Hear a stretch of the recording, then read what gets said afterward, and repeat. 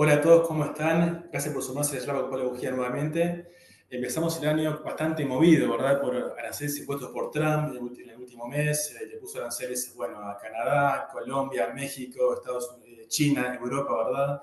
Y también, sobre todo, aranceles a las acero y aluminio, que puede ver mucho en el mercado. Por parte de la Fed, aparentemente, bueno, se pausó el ciclo de recorte de tasas, que venía yendo hasta ahora, por justamente miedo a la inflación, que ha venido subiendo del 2,40 al 3% justo ahora en el mes de julio, y nos alejamos cada vez más del rango meta del 2% de la Fed. Bueno, el mercado viene muy bien, el S&P 500 viene muy bien, subió este último año móvil casi que 20%, con lo cual está un poquito creo que caro en esas valuaciones, ¿no? Así que bueno, te paso la posta y vamos avanzando. Muchas gracias a todos. Bueno, muchas gracias Francisco como siempre y sobre todo a la gente de Bengochea por esta invitación y a todos los que se sumaron hoy, que en muchos países todavía no empezaron las clases, así que se agradece que estén acá. Eh, bueno, como siempre vamos a hablar un poco de la parte macro, de cómo estamos viendo el mercado, de los riesgos, para terminar en ideas de inversión concretas y obviamente estamos abiertos después a preguntas. Voy a tratar de hacerlo lo más ameno posible, pero la verdad que sí, sobre todo vamos poniendo un titular. Nosotros en Buda comenzamos el año diciendo que iba a ser un año de mucha volatilidad de titulares, ¿no? Con estos anuncios de Trump, eh, que iba a traer mucha volatilidad y que era muy difícil ver, iba a generar mucha incertidumbre y difícil tomar una postura de cuánto se iba realmente en reflejar en políticas concretas. Y eso es exactamente lo que estamos viviendo día a día. Trump estos últimos días confundió muchísimo con el tema de tarifas de México, de Canadá, lo que ahora va a empezar a hacer en Europa, una mirada bastante controvertida respecto de cómo solucionar el conflicto Ucrania-Rusia. Así que estamos en un momento de mucha incertidumbre en la economía más grande y de las políticas que tenga. Entonces, yo tengo que poner un titular, esto genera cautela en los inversores, en los consumidores de Estados Unidos y también en las empresas de Estados Unidos y las inversiones futuras. Entonces, vamos a ver que esto está teniendo ya impacto tangible en la economía de Estados Unidos y son los riesgos que tenemos que medir y posicionar las carteras acorde. Pero bueno, ya un poquito más, yendo a los datos. Esto es algo que yo mostré, que muestro habitualmente, que son las sorpresas económicas que muestran las diferentes regiones. Cuando sube es que los datos son mejores de lo esperado y cuando baja es que son peores de lo esperado. Lo que se ve que tanto Estados Unidos como China vienen presentando datos que no convencen. Pero lo interesante es abrir estas sorpresas, sobre todo en el caso de Estados Unidos, a lo que es noticias de actividad y noticias de inflación. Entonces, en el gráfico a la derecha, la línea que cae lo que refleja es que los indicadores de actividad de Estados Unidos están decepcionando, mientras los relacionados con inflación son más altos de lo esperado. Esto es el peor escenario posible, donde uno tiene una desaceleración en la actividad económica en Estados Unidos, pero la Reserva Federal no puede bajar la tasa por temores de inflación. Esto hasta ahora son riesgos, no son nuestros escenarios bases. Nosotros seguimos esperando una desaceleración en Estados Unidos, pero más marcada por un soft landing.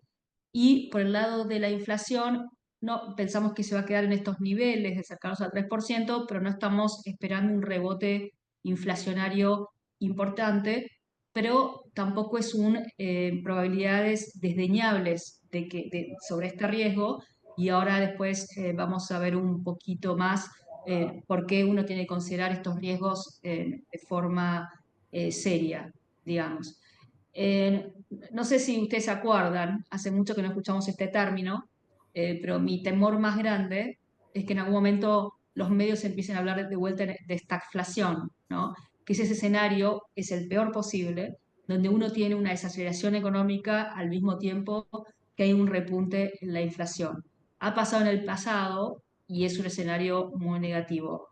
Reitero, no es nuestro escenario base, pero son los temores que hoy se está jugando en el mercado y que está haciendo que las últimas semanas sean bastante volátiles y negativos. Pauli, ¿puede Eh, ser que los aranceles de Trump generen que haya deflación en Estados Unidos? Porque, bueno, allá quizás van a vender menos, ¿verdad? Porque va a ser más caro, entonces eso capaz que provoca que haya deflación, ¿o no es así eso? Mira, el primer impacto de la tarifa Mm. en realidad es un impacto inflacionario. La inflación definida por los economistas no es un salto discreto una vez, sino que es más continuo. Yo de las políticas de Trump, la más peligrosa para la inflación es lo que él contraiga en cuanto a inmigración. Porque después vamos a ver el gráfico, pero realmente el mercado laboral se ha alimentado de oferta viniendo del exterior. Entonces, ese sin duda es el riesgo más grande, la parte inmigratoria. La parte de tarifas te puede dar un primer impacto, pero que sea inflacionario. Yo no veo esa, tendrá que tener una caída en la demanda muy fuerte para que sea un impacto deflacionario. La realidad es que algo estructural que está pasando en el mundo, que es bastante inflacionario en general, es esta desglobalización, donde no necesariamente los bienes se producen, donde es más eficiente, sino según posiciones de tarifas. Entonces, un mundo más cerrado suele poner presiones a la inflación porque, te digo, por ejemplo, en Argentina es una economía bastante cerrada y lo que nosotros pagamos en indumentaria, tecnología, es carísimo, ¿sí? Entonces, yo no veo un escenario donde eso pueda ser deflacionario, a menos que tengas una recesión profunda, que también sería un escenario malo en sí mismo. Así que no lo veo, no le encuentro la lista, si querés, positiva. Ah, eh, pero nuevamente hay mucha confusión. Cuando primeramente Trump anunció el 25-25 para Canadá y México y después lo pospuso, después de hablar con sus gobiernos que prometieron cuidar mejor sus fronteras, nos tranquilizamos. Y hoy ya ha vuelto a la carga de decir que probablemente en abril se pongan estas tarifas. Le preguntaron por Europa, quiere poner tarifas, le está aumentando a China tarifas. O sea, eh, la verdad que hasta ahora no es muy claro que sea simplemente un método de negociación, es lo que se está poniendo en duda hoy y es lo que está poniendo muy nervioso al mercado. Pero, así todo, lo más llamativo que pasó este año, sin duda, no sé si te recordás, pero terminamos el año pasado con una tasa de rendimiento de los bonos del Tesoro de 10 años en 4,8, que fue la suba que tuvo de 4,2 a 4,8 cuando gana Trump, por esas expectativas de que sus políticas serían más inflacionarias. Y la gente se asustó, pensó que se iba a 5. Sin embargo, eso no ocurrió. Hoy están cerrando cerca de 4,2, 4,25, con lo cual esto hizo que la renta fija en estos primeros meses del año anduviera bastante bien, porque tuviste una baja en la tasa. En el gráfico a la derecha de fondo negro, lo que se ve que la tasa, que es esa línea naranja, bajó al mismo ritmo que tuvimos estos datos de inflación peor de lo esperado, que es un zoom out, si querés, una ampliación de ese índice del Citi de sorpresas negativas. Entonces, a medida que Estados Unidos presentó datos económicos más flojos, esto hizo que la tasa también aflojara, ¿no? Convengamos que la tasa de largo, yo lo digo esto muchas veces, tiene dos conceptos claros que mete dentro de esos números. Uno es la actividad económica y el otro es la inflación.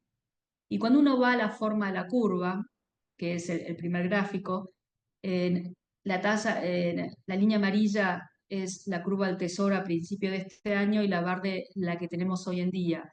Entonces, lo que pasó desde principio de año hasta ahora, las tasas largas subieron porque hay menos expectativas de bajas de tasas por parte de la Reserva Federal, pero por otro lado las largas bajaron un poco por estas expectativas de menor crecimiento de lo esperado. Y también hay un factor de liquidez que yo ya mencioné en nuestra charla de diciembre, que es como Estados Unidos está en una discusión de techo de deuda, entonces la reserva, perdón, el Tesoro americano no emite tantos bonos como emitiría habitualmente para financiar ese déficit que tiene, entonces tiene que usar el efectivo que tiene en su casa, ¿no? Como haríamos nosotros.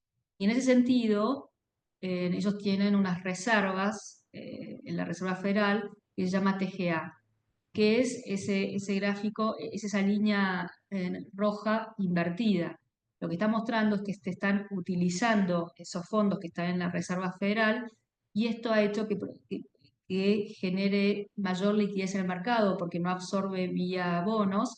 Entonces, esto hace que la tasa haya corregido. Nosotros pensamos que es un factor técnico que ha hecho que la tasa baje y también le ha dado un sostén al mercado accionario a pesar de algunas noticias que no son tan positivas.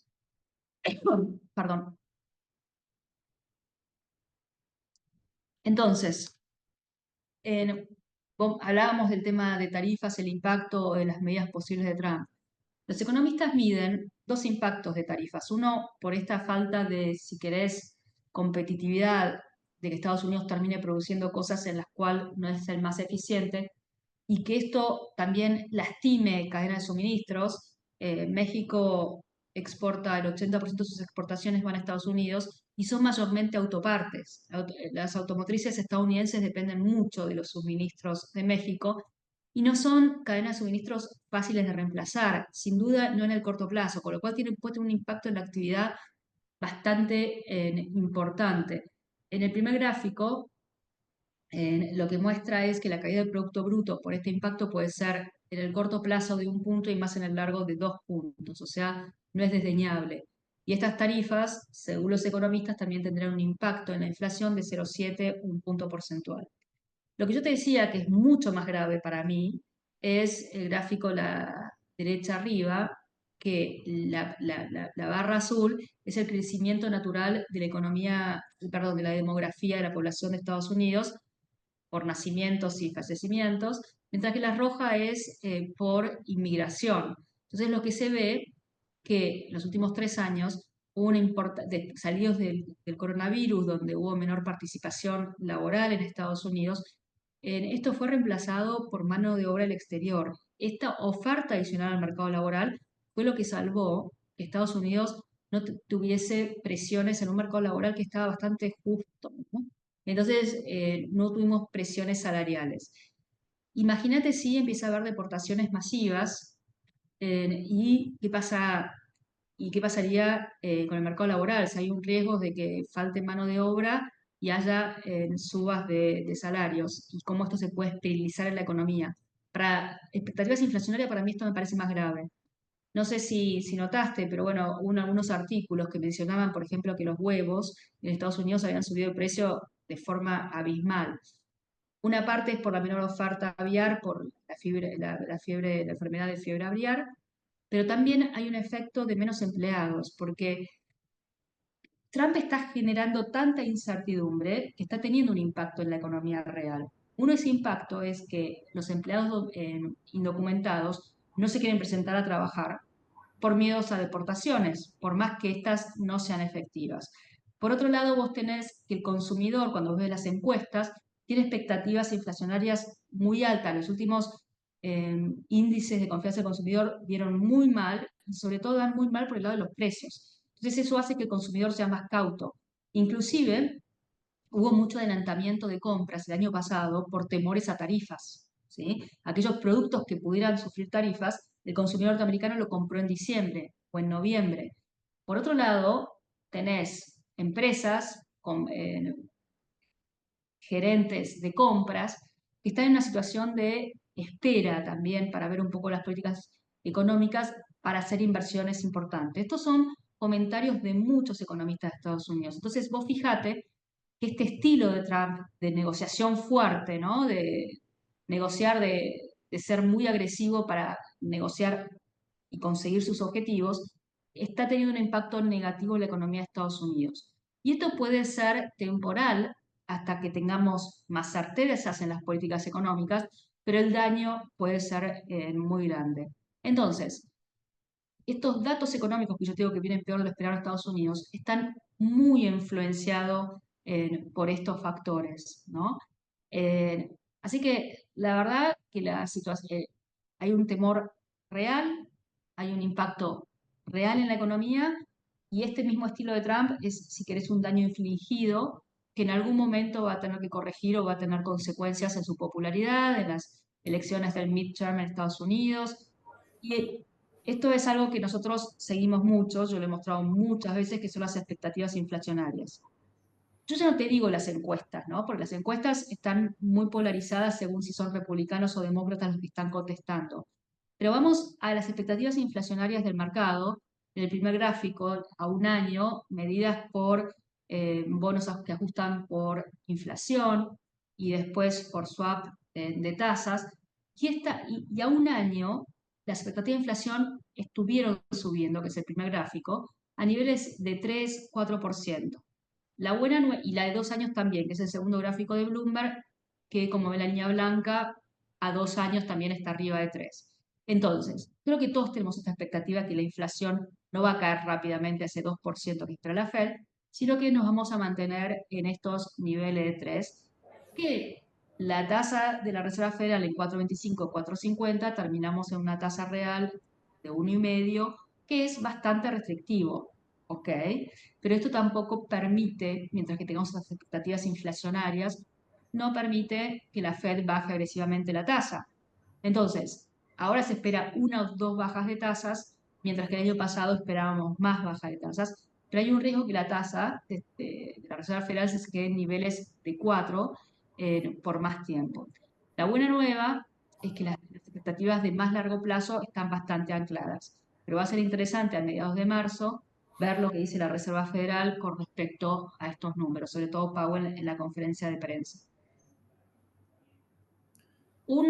Si querés, un beneficio colateral de la baja en los rendimientos del bono tesoro de largo que cayeron, es que también vino cayendo el dólar. El dólar, si recordamos, estaba en récords, en niveles récord, y la verdad que viene ajustando.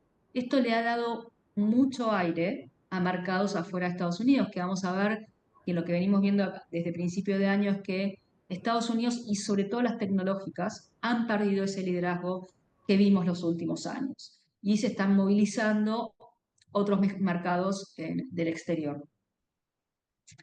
Entonces, cuando uno ve cómo viene el año en cuanto a rendimientos, sorpresivamente China sigue encabezando. El año pasado también le fue bastante bien, con una suba de 18%. Acá ya no está el factor, ¿no?, que tuvimos el año pasado, que fueron las medidas de estímulo anunciadas por el gobierno chino, sino más bien relacionado con DeepSeek, que nos hizo acordar de que también China tiene tecnología de inteligencia artificial y de hecho Alibaba lleva una suba del 80%, considerado uno de los principales beneficiarios en esa historia. Y vamos a ver que gran parte de esa suba en China está liderada por las tecnológicas, pero esta vez chinas. Europa también viene bastante bien. Yo dije a fines del año pasado que era un contrarian play claro, también lo era China a pesar de su rendimiento bueno el año pasado porque el sentimiento seguía muy negativo. Y también mencioné Brasil, que también en lo que va del año lleva una suba un poco más floja los últimos días, pero lleva una suba del 10% aproximadamente. Entonces, como vemos, los principales mercados hoy ya no están en Estados Unidos, es muy temprano, pero esto también es ayudado por la baja del dólar. Otra cosa que vemos es que los mercados de renta fija están andando bastante bien, con subas entre 2, 2,5, 3% en lo que va del año, porque justamente una forma de resguardarse cuando cae la actividad es en tasas, porque en un momento se puede llegar a especular que si la actividad económica es menor de lo esperado, que la Reserva Federal baja las tasas más rápidamente. Condición necesaria para esto es que la inflación no acelere, ¿no? Que es lo que estamos, que es un riesgo que, como decía, no es nuestro escenario base, pero las probabilidades de que eso ocurra tampoco son desdeñables, ¿no? Probablemente estén en el entorno del 20-30%. Y algo que nosotros recomendamos el año pasado, pero realmente no está traccionando, es el Russell 2000, que son empresas medianas y pequeñas, en gran parte porque están muy atadas al ciclo económico de Estados Unidos, ¿no? Ahora, ¿y los aranceles no favorecerían a estas empresas chicas en Estados Unidos? Estarían más protegidas, más, con más protección del mercado, creo, ¿no? Sí, sí, correcto. Y nosotros de hecho seguimos posicionados no por el Russell 2000 que no nos gusta, pero sí por medio de fondos. Y yo sí no he recomendado ETFs del S&P 600. Pero yo cuando veo el crecimiento de ganancias de estas empresas, es muy bueno para este año. Tiene una recuperación importante. La baja de tasas nos ayuda porque ellos son empresas muy apalancadas y como bien decís, si hay bajas de impuestos por parte de Trump y si hay una economía más cerrada, las principales beneficiarias van a ser las empresas medianas y chicas. Recordemos que el S&P es un índice muy internacional porque de las empresas del S&P, el 42% de las ventas van al exterior. Entonces, de alguna forma, el S&P está bastante correlacionado con la economía global, no solo con la doméstica, mientras que el Russell 2000 está más atado a, a lo que pasa en Estados Unidos y si hay una economía más cerrada, podría haber una sustitución hacia alguna de estas empresas. Entonces, sí, seguimos posicionados, pero el mercado que está más cauteloso las últimas semanas no ha, eh, este índice no ha traccionado como hubiéramos esperado.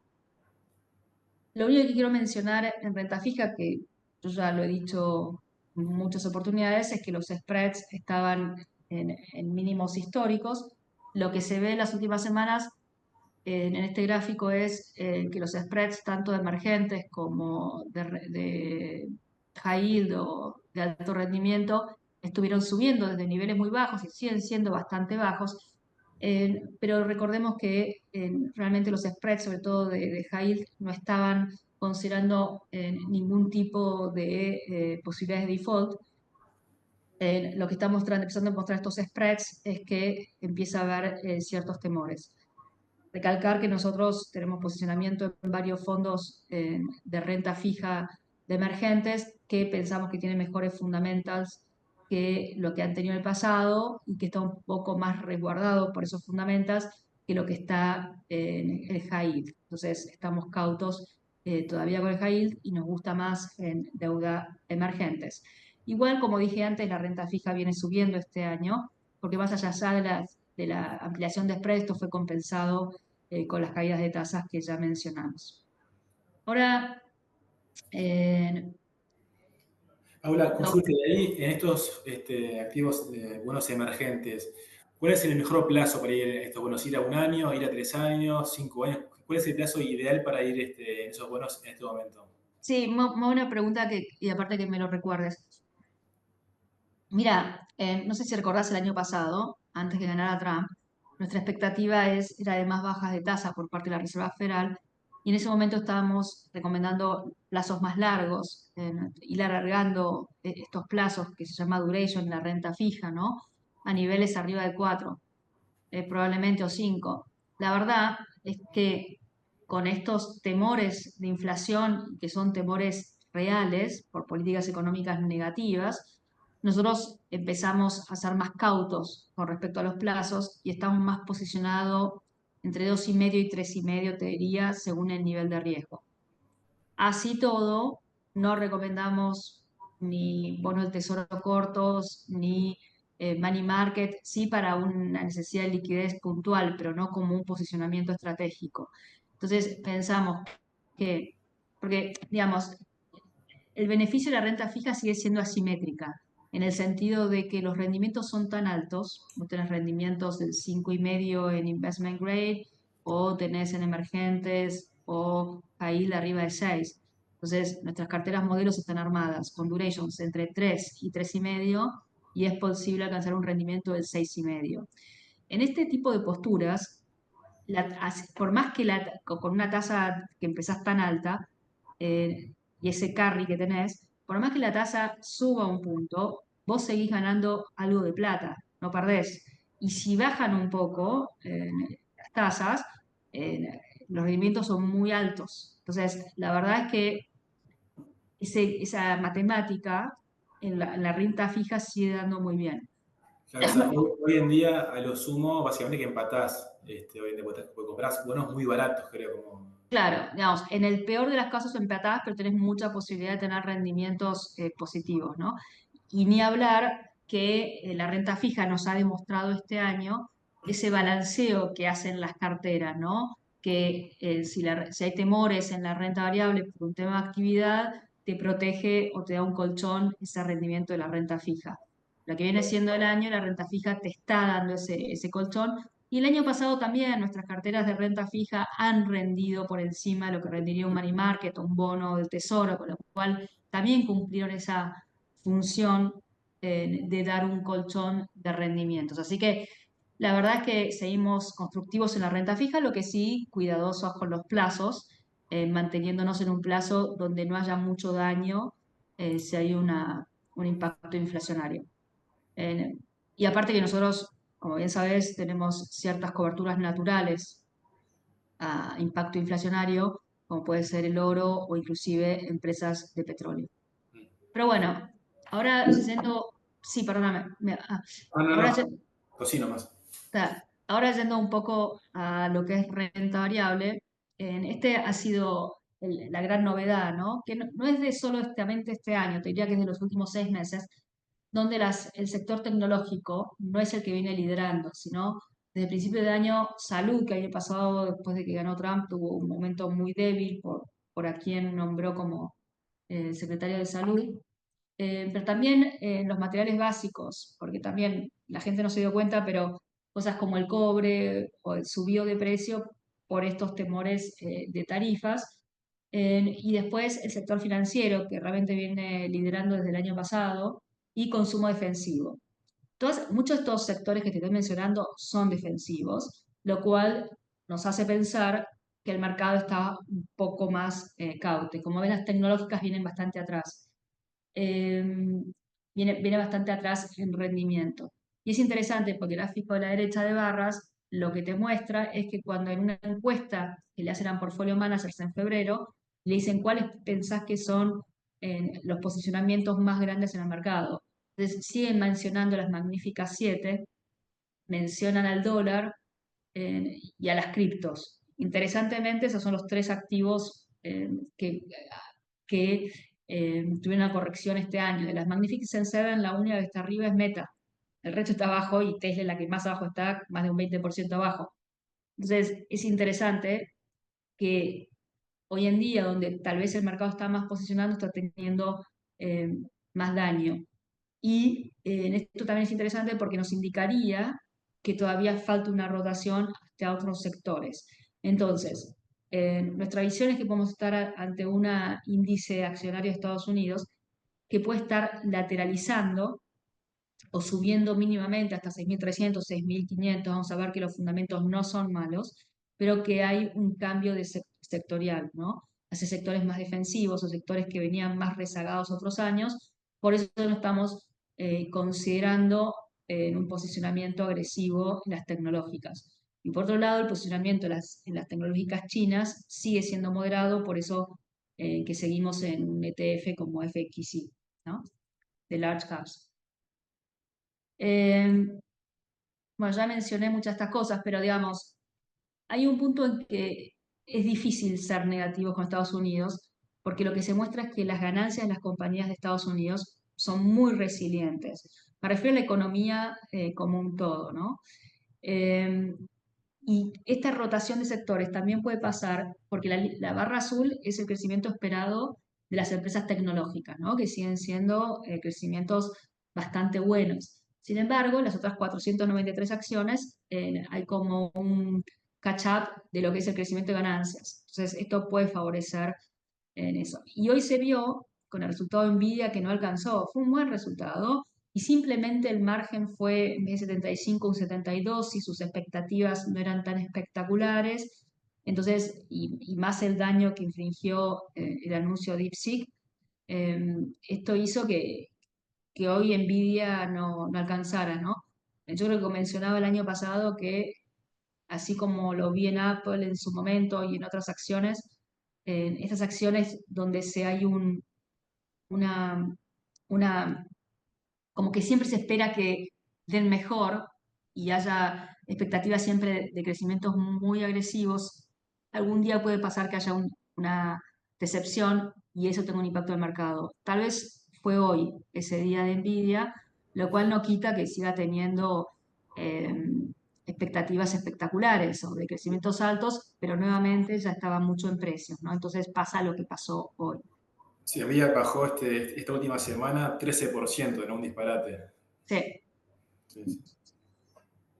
pero bueno, tenés acciones que inclusive peor, pero bueno, como decía Tesla, también mal, Amazon un poco estable, pero la verdad es que sí, las Magnificent Seven no vienen teniendo ese liderazgo que han tenido y en parte se pueden explicar por las expectativas de ganancias siguen siendo buenas, pero hay otros sectores que están más baratos que también empiezan a mejorar sus expectativas de ganancias. Quiero aclarar algo que no lo dije hasta ahora, pero lo quiero decir. Y es que recordemos que las empresas de Estados Unidos tienen márgenes operativos en récord, lo cual es increíble porque es muy raro que se mantengan por tanto tiempo, ¿no? Hay algo que acá es difícil de medir, pero la realidad es que Estados Unidos está teniendo mejoras en productividad muy importantes. Entonces, esto ayuda a las empresas a mantener márgenes en sí muy altos, pero también podrían ser una compensación a factores inflacionarios. Porque si vos ganás en productividad, el impacto inflacionario es mucho menor, ¿no? En- Como digo, son muy difíciles de medir y podemos decir que muchas de estas ganancias de productividad pueden venir por el lado de la inteligencia artificial perfectamente. Así que es un factor que puede ser positivo y salvar a la economía de Estados Unidos de una situación dramática como puede ser una stagflation, ¿no? En- yo lo que mostré antes eran los crecimientos de ganancias esperados para este año, pero cuando miramos el crecimiento o lo que fue el reporte de resultados del cuarto trimestre, vemos la línea en amarilla son sorpresas negativas, pero la verde son las positivas y la verde más clarita que cumplieron. En su gran mayoría los márgenes superaron expectativas o cumplieron. Y llamativamente, los beneficios por acción mayormente mejoraron, fueron mejor esperado. Para que se des una idea, cuando empezamos el reporte de resultados del cuarto trimestre, se esperaba un crecimiento de ganancia año contra año 11-12%. Esto terminó siendo casi un 15%. Entonces, la realidad, ese excepcionalismo de Estados Unidos, como lo llamo yo, como lo llaman muchos, realmente existe. Y se dio algo en este trimestre que no se venía dando, y es que las ventas fueron mejor de lo esperado. Es muy difícil saber, como dije antes, si muchos de estos datos estaban relacionados a querer adelantarse un poco a suba de tarifas. Ahora me gustaría mencionar algo que justo lo posteamos en la web de Buda, de LinkedIn hoy, ¿no? Que tenemos una dicotomía bastante importante entre lo que es el sentimiento de mercado y lo que son las posiciones de mercado. Cuando una forma de ver qué tan conservador está el portfolio manager, la persona que maneja plata y que maneja plata real, no es que lo que dice su boca, sino lo que dice su bolsillo, es ver las posiciones de put contra las posiciones de calls. Put es tomar cobertura. Entonces ese es el primer gráfico. Las posiciones de cobertura que están por put están muy bajas históricamente con respecto a los lanzamientos de call que son positivos. Esto quiere decir que los portfolio managers no están tomando cobertura, ¿sí? A pesar de todos los riesgos que mencionamos antes, no están tomando cobertura. Pero por otro lado, y después cuando vemos los posicionamientos en activos de riesgo, como son acciones, siguen altos los posicionamientos y sigue habiendo ingreso de capitales a fondos de acciones, ¿no? Entonces uno diría, bueno, están todos muy optimistas, pero cuando va uno a encuestas de sentimiento, el sentimiento es muy negativo. Como se ve en el gráfico a la derecha arriba, es un índice que yo mostré muchas veces, también se llama Bull and Bear, que muestra los optimistas contra los pesimistas. Hoy los pesimistas están en niveles altísimos, están más pesimistas. Esa línea está en uno de sus mínimos históricos que ha mostrado periodos, como en el 2022, de lateralización o un mercado que no es muy fuerte. Y otras son encuestas, Pero perdón, siempre hablando de acciones, ¿no? No de bonos. sí, sí, sí, correcto, esto es de acciones. Ok, Y perfecto. también hay un índice que saca BOFA, Bank of America, que es entre fear y greed, ¿no? El mercado se mueve entre dos sentimientos, que es la avaricia y el temor. Hoy el indicador de temor está súper alto. Entonces, tenemos esta dicotomía donde tenemos posicionamientos en acciones, pero el sentimiento es muy negativo. Y yo decía al principio que un poco estas políticas, esta incertidumbre de Trump que sale todos los días a hablar de algo diferente y de forma confusa, lo que está generando es cautela en los consumidores, cautela en los inversores, no solamente la economía real, pero también los inversores de la bolsa. Y creo que estas cosas incoherentes lo que nos están marcando es eso, que hay mucho negativismo con lo que se está diciendo, ¿no? Entonces, esto es cautela. Esto, más los sectores defensivos que están liderando, nos hacen ser cautos de que en algún momento podamos tener una corrección. Cuando uno ve los datos de Estados Unidos, económicos, por ahora, y cuando uno ve las ganancias corporativas, es muy difícil ser súper negativo. No estamos ante una burbuja, no estamos ante un problema estructural, pero sí estamos en valuaciones altas, en récord históricos, entonces una corrección puede venir. Nuestra postura en Buda es que por este tema de liquidez del techo de deuda, el mercado va a seguir positivo los próximos meses o a lo sumo lateralizando, como decía antes, con algunos sectores liderando, no necesariamente el tecnológico. Pero una vez que se corrija el techo de deuda y el Tesoro vuelve a emitir de vuelta bonos, hay un riesgo que esto chupe mucha liquidez del mercado. Ahora voy a hablar de algunos activos en particular. El oro, una pregunta que recibo a diario es si es muy tarde para entrar en oro. Mi respuesta es que no es tarde, pero obviamente la parte más importante de la suba ya ocurrió. No estoy diciendo la verdad que nada nuevo. Los últimos años del oro han sido extraordinarios, está en máximos. Nosotros pensamos que va a superar los 3.000. Y cuando uno ve la posición, los gráficos a la derecha, la posición de futuros de oro, uno diría que está sobrecomprado. Sin embargo, no pensamos que se haya visto todavía el techo en oro en estos gráficos que voy a mostrar ahora, que es el oro comparado con la plata. Si ustedes ven, la plata en realidad hizo máximos en el 2011 en niveles de arriba de 40, hoy está en 29. ¿Sí? Entonces nosotros pensamos que el oro va a ser techo cuando activos relacionados con oro, pero con mayor beta, como la plata o las mineras de oro, hagan nuevos máximos, cosa que no ha ocurrido hasta ahora. Nosotros nos gusta decir que el oro subió como una anomalía macro, porque históricamente el oro bajaba con el dólar fuerte como tuvimos los últimos años, baja con tasas altas como en términos reales como tuvimos los últimos años, y sin embargo el oro subió. ¿Por qué? Bueno, eso es explicado por el gráfico a la derecha, donde se ve que bancos centrales como India o China compraban agresivamente oro y sobre todo después de que Putin invade Ucrania y se incautan las reservas, Estados Unidos le incauta las reservas a Rusia. Entonces, esta tendencia fue muy fuerte. Así todo, no pensamos que el oro esté en una burbuja. Cuando uno ve las tenencias de los ETFs de oro, las tenencias esto es en toneladas, bueno, onzas, no estoy segura ahora, pero bueno, está medido en volumen. Los ETFs no alcanzaron un máximo de volumen. Recién ahora vemos ese pequeño repunte, ¿no? Como que hay más gente entrando a los ETFs, este es el minorista. Entonces, cuando veamos a los minoristas entrar más agresivamente, cuando veamos la plata y las mineras de oro alcanzando nuevos máximos, probablemente ahí nos volvamos más cautelosos con el oro, pero mientras tanto es este refugio contra riesgos geopolíticos, contra riesgos inflacionarios, y hay una demanda fuerte real de bancos centrales que quieren diversificar sus posiciones afuera de lo que son en activos de Estados Unidos. Nuevamente, nosotros seguimos posicionados en China. Son las tecnológicas chinas contra el Nasdaq. Esto tiene un par de semanas, pero si lo hiciéramos ahora, vamos a ver que las tecnológicas contra el Nasdaq sigue subiendo de forma importante. cuando uno ve los posicionamientos y la diferencia en valuaciones, no pensamos que este trade esté terminado, si bien está avanzado. Se espera que la semana que viene China haga nuevos anuncios de políticas de estímulo, entonces esto puede generar una nueva ola de positivismo.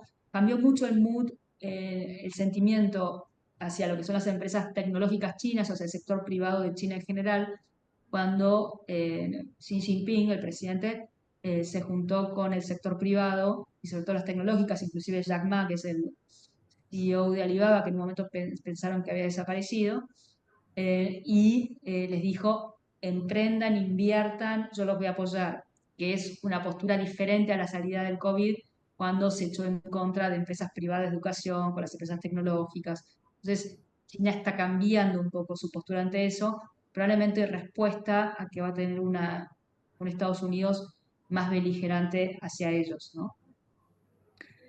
En otra oportunidad que vemos, si aumentamos la posición en India, en acciones indias a fines de año, el mercado indio, que venía siendo muy buen mercado los últimos años, corrigió un 10-15% desde sus máximos, ¿no?